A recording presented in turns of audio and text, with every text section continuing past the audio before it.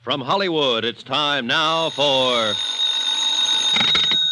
Johnny Dollar. I have your party in Hartford, Connecticut now, Mr. Dollar. Oh, thanks. Just a moment, please.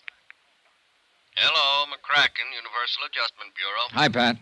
Johnny, are you still in La Jolla? Didn't you get my telegram? Sure did. And I'm getting ready to leave for South Bend right now. In the company of a beautiful, charming, lovely... Now, look, son, your vacation is over. Charming, lovely girl named Vonnie LaMarr. Okay. Now, will you... What? That's right. Thomas Rene LaMarr's daughter. Does she know her father has died? Telegram for her arrived at the same time I received yours. You didn't show her my wire. No. She doesn't know yet that you think it might be murder.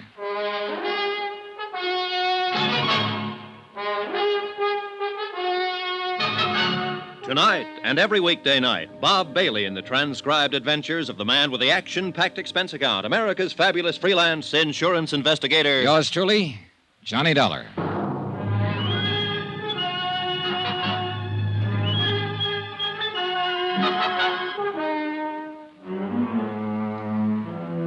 Expense account submitted by Special Investigator Johnny Dollar. To the Universal Adjustment Bureau, Hartford, Connecticut. Attention, Mr. Patrick McCracken. Following is an accounting of expenditures during my investigation of the LaMarr matter. Or was it murder? Expense account item 1. I'm calling it item 1, Pat, because it's really the first tab on the LaMarr case. Previous expenses here in La Jolla were charged against the Jolly Roger case. Expenses for the vacation you promised me and have now so rudely interrupted. Item 1, $9.60 for that long-distance call to Pat McCracken in Hartford. Now, what under the sun is Vonnie LaMarr doing in La Jolla? Vacation? Same as I was trying to take. Now, tell me something, Pat. Has a claim already been filed on LaMarr's $1.5 million policy? No claim has been filed. Well, then how'd you know about his death so quickly? Luck, pure and simple. The insurance company is Tri-Mutual. Big office in Chicago, headed up by Lawrence Comstock. Oh, sure. Known him for years. Good man. Well, he's written all of Lamar's policies himself. He got to know the old man pretty well. Uh-huh. Personal friends, you know. Weekend golf together, same clubs, and both nuts about two-handed pinochle.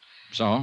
Well, Comstock had been Lamar's house guest the past few days, and been with him practically every minute the old man wasn't at his plant.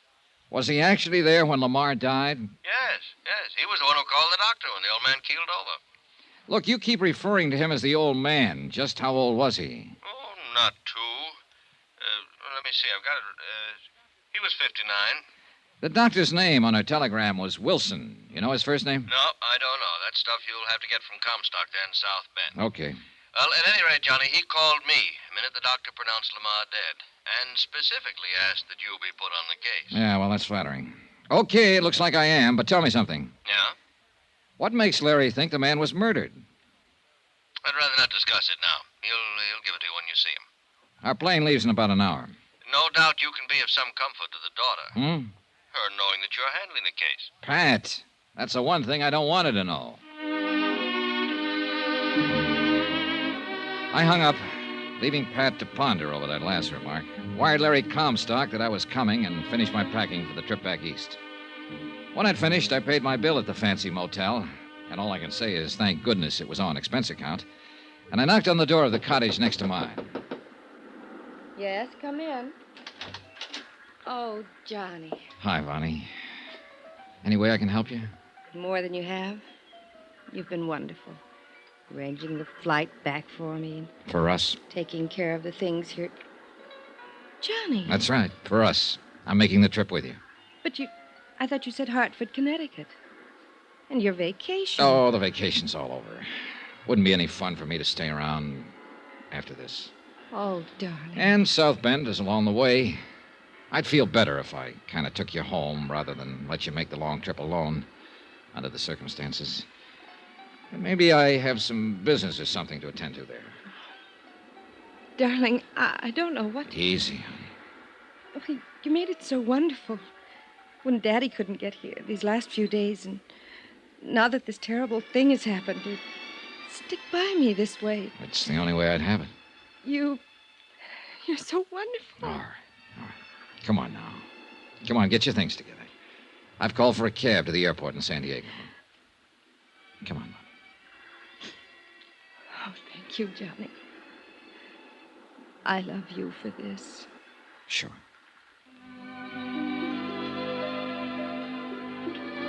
I can't say I exactly relish thoughts of the flight back east, much as I hoped I could be of some small comfort to the girl, much as I genuinely wanted to. Such things can be pretty rough, particularly in this instance.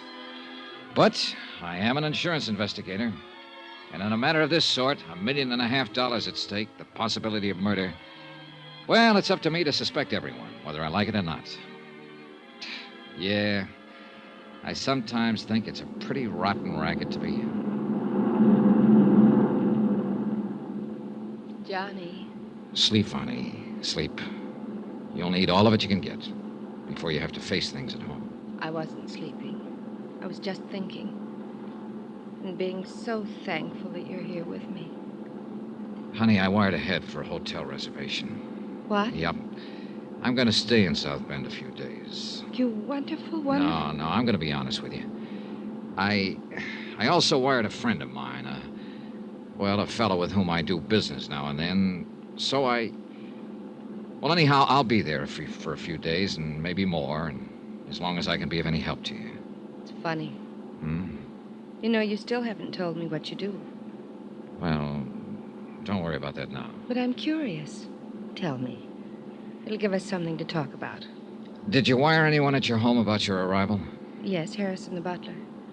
Johnny. Well, how about the doctor who telegraphed you? Yes, Dr. Wilson, too. Honey. Wilson. Edward T. Wilson. Now tell me. No, you stop talking and try to get some rest. But all... I'm going back to the lounge in the tail section so that you'll have nothing to do but get some sleep. Then you won't tell me. No. Tomorrow. Asleep. Thank you, Johnny. Now I can, maybe. Yeah, rough. Very rough. I felt like a traitor to her.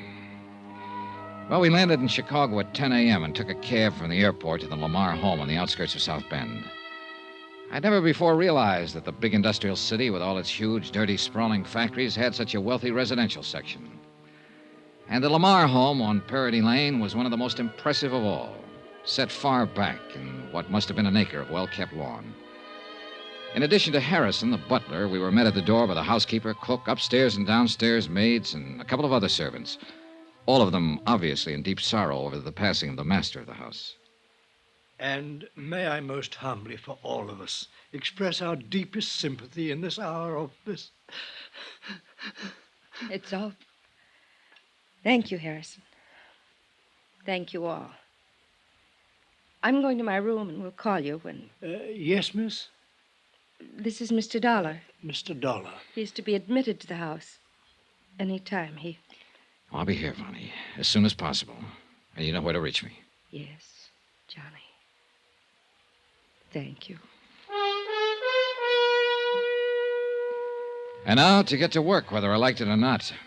I took the cab to the townhouse, dumped my bags, then back to Chicago in the office of Lawrence Comstock, Tri-Mutual's representative. He was waiting for me. Well, Johnny, you sure walked into something this time. Thick one, Larry? You don't know. You don't know the half of it. The $1.5 million of it.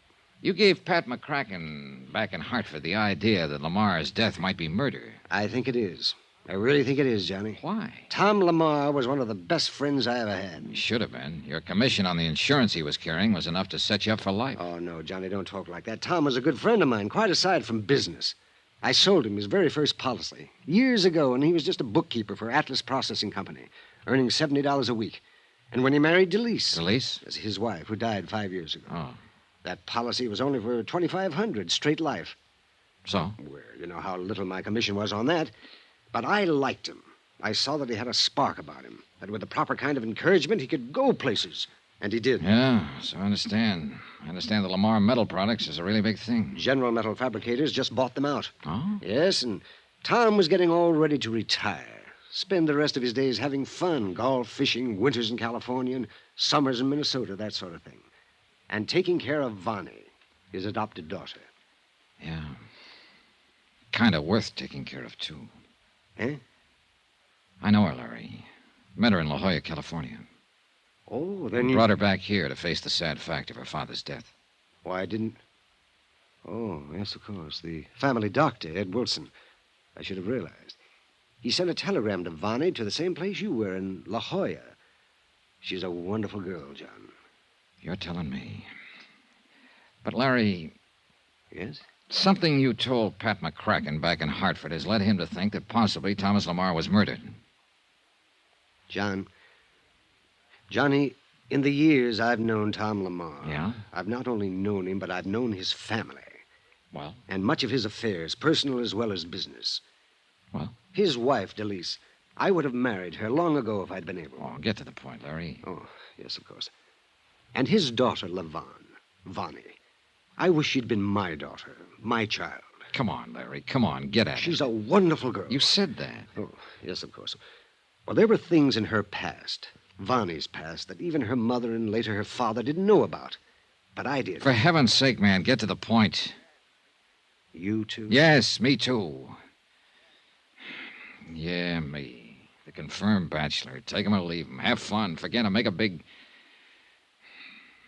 Come on, Larry. Listen, Johnny. Now listen carefully.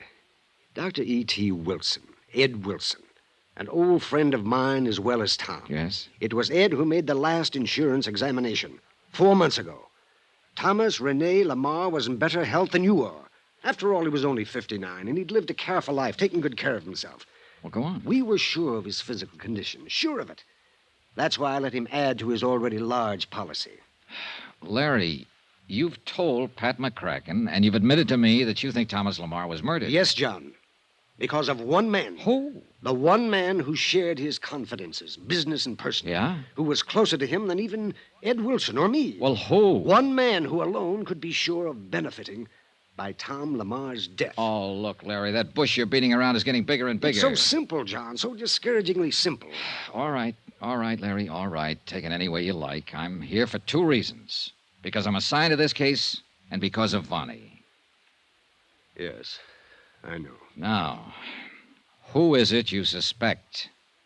The man Vonnie is really in love with. Oh. I'm sorry, John.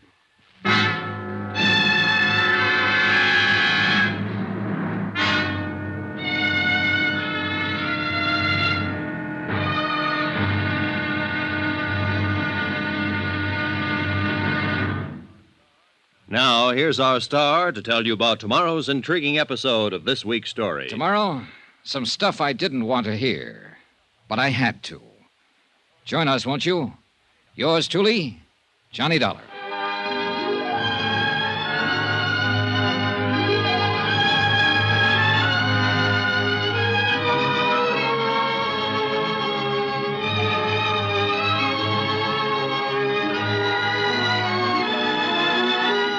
Yours truly, Johnny Dollar, starring Bob Bailey, is transcribed in Hollywood. It is produced and directed by Jack Johnstone, who also wrote tonight's story. Be sure to join us tomorrow night, same time and station, for the next exciting episode of Yours truly, Johnny Dollar. Roy Rowan speaking.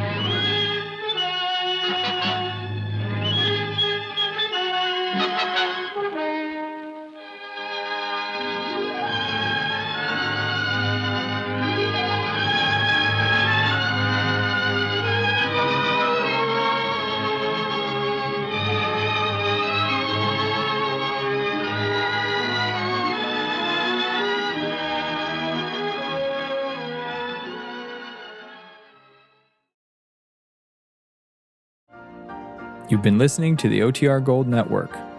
Find more classic radio at otrgold.com.